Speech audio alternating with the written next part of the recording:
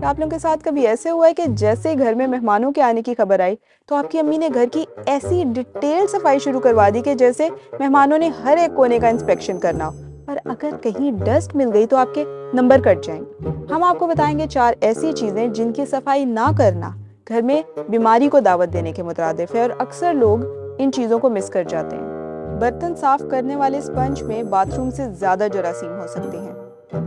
जिस स्पंज से आप किचन में बर्तन या शेल्फ साफ करते हैं, या जिस स्पंज को आप बाथरूम में सफाई के लिए इस्तेमाल करते हैं, आप जानते हैं कि उसमें 350 से ज्यादा बैक्टीरिया मौजूद हो सकते हैं, और ये तादाद बाथरूम में पाए जाने वाले जरासीम से कहीं ज्यादा है। इसकी वजह स्पंज का स्ट्रक्चर और इसमें मुसलसल नमी की मौजूदगी है, जिसमें जर्म्स बहुत तेजी से फलते फूलते हैं। माहिरीन का कहना है कि स्पंज को हफ्ते में कम अज कम एक बार ब्लीच या क्लोरीन से धोया जाए ताकि इनमें बैक्टीरिया डेवलप होने के प्रोसेस को रोका जा सके। बेड पर मौजूद गद्दा जरासीम की आमाजगाह। आपको एक मजे की रिसर्च बताती हूँ।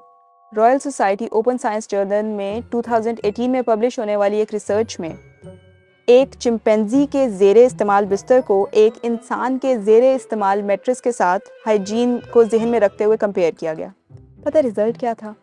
इंसान के ज़ेरे इस्तेमाल मैट्रेस चिंपैंजी के बिस्तर के मुकाबले में 30% ज़्यादा गंदा था।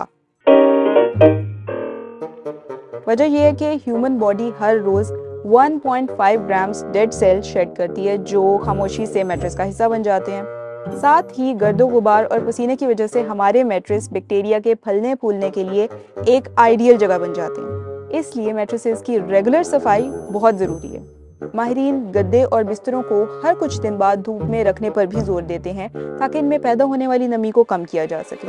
वैसे भी आजकल मैट्रेसेस की सफाई मुश्किल नहीं रही, इतने नए और मॉडर्न तरीके आ गए हैं। आप वैक्यूम क्लीनर से भी मैट्रेस में अब्जॉर्ब गर्दो गुबार को साफ कर सकते हैं। कच्चे गोश्त के साथ सब्जियां और फल रखे गए तो बैक्टीरिया से भरपूर सैलेड बनेगा। आजकल क्लाइमेट चेंज को टैकल करने के लिए प्लास्टिक बैग्स के बजाय कपड़े से बने थैलों के इस्तेमाल का ट्रेंड सामने आ रहा है, जिनको बार बार इस्तेमाल किया जा सकता है। बहुत अच्छी बात है, ज़रूर अपने प्लैनेट को सेव करें, लेकिन साथ ही इन एनवायरनमेंट फ्रेंडली समझे जाने वाले कपड़े के थैलों की सफाई ना भूलें। यूनिवर्सिटी ऑफ एरिजोना के माइक्रोबायोलॉजिस्ट चार्ल्स पी बर्गा का कहना है कि अगर आप कच्चे गोश्त की मसनूआत और कच्ची सब्जियां ले जाने के लिए एक ही थैले का इस्तेमाल करते हैं तो मुमकिन है कि इन सब्जियों से बनने वाले सैलड्स में इंटेस्टाइन में इन्फेक्शन कॉज करने वाले बैक्टीरिया सैल्मोनेला भी शामिल हो जाएं। यूएस नेशनल क्लिनिक इंस्टीट्यूट का अमला तजवीज़ करता है कि आप इन कपड़े के थैलों को हफ्ते में कम अज़ कम एक बार ज़रूर धोएं, और वो भी मशीन के बजाय हाथ से, क्योंकि मशीन से धोने की सूरत में ये ख़राब हो सकते हैं, और अगर ये ख़राब हो गए तो आप इनको रीयूज़ कैसे करेंगे। और वैसे भी कोशिश करें कि सब्जियों और फलों को गोश्त से अलग ही रखें। कॉफ़ी मशीन और दीगर मसनूआत की सफाई नज़रअंदाज करना महंगा पड़ सकता है। अमेरिका में organization of health and public safety की एक तहकीक के मुताबिक आपके किचन में सबसे ज़्यादा जर्म्स आपकी कॉफ़ी मशीन और दीगर इलेक्ट्रॉनिक अप्लायंसेस पर पाए जाते हैं। रिसर्चर्स को अपनी स्टडी के दौरान कॉफ़ी के बर्तनों के अंदर 67 मुख्तलिफ इकसाम के जरासीम मिले, इसलिए इनको साफ करना ना भूलें। अब हमें कमेंट्स में बताएं कि आपको इन चीज़ों में से ऑलरेडी कितनी चीज़ों का पता था।